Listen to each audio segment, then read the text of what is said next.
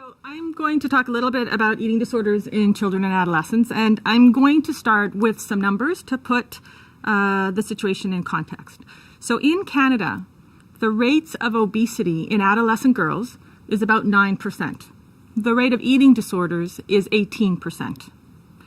If you look at children between the ages of 5 to 12, the rates of new cases of eating disorders in that population is 2 times the rate of new cases of type 2 diabetes in all kids from birth to 18. It's not a competition, it's just to put it into context. One, obesity we think is urgent, and yet this disorder that is certainly more prevalent is seen as something that's rare and something that doesn't need to be attended to. And it's not just that it's more common, it's an extremely serious problem. In its chronic state, anorexia nervosa is equal to schizophrenia in terms of cost to the system and quality of life. But it's also one of the most fatal mental health disorders that exists. The good news is that at least in children and adolescents, these disorders are treatable. In fact, if we can get to kids in time, we can get somewhere around a 60 to 70% full recovery rate, which is better than most major mental health disorders. And if you look at anorexia, in adolescents, we can get somewhere around a 60 to 70% recovery rate. In adults, there's no evidence-based treatment that will predict recovery. One would think that we would consider it urgent to get to kids as soon as possible before they become adults and are faced with a chronic illness. And yet, there's a distinct lack of treatment, not just in the province, but in the country. In all of Canada, there is not a single program designed to work with children with eating disorders.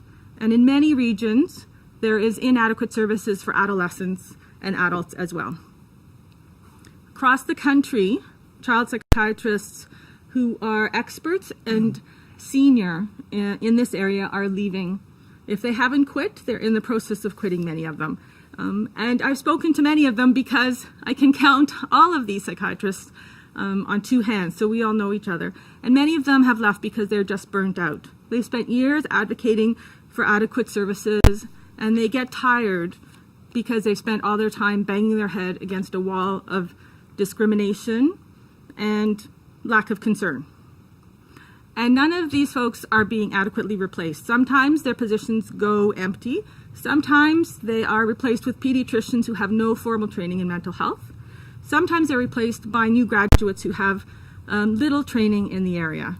And nothing is being said about this. It's another secret.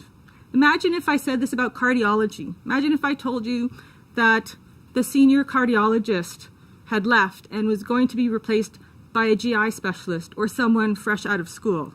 But don't worry, they'll learn as they go along. The nurses can help them learn. Well, I certainly wouldn't want a new graduate learning on my child. Why is it okay for children with eating disorders? The other issue is that there's nowhere to get training. Most psychiatrists graduate with little or no experience in the area, and therefore no interest in filling these spots. Eating disorder patients come from all walks of life. They are equal opportunity illnesses, and yet we treat them like they're second-class citizens that somehow aren't entitled to adequate care, never mind standard of care, but even adequate care. The discrimination is systemic and endemic, and we need to do something about it now. Thank you.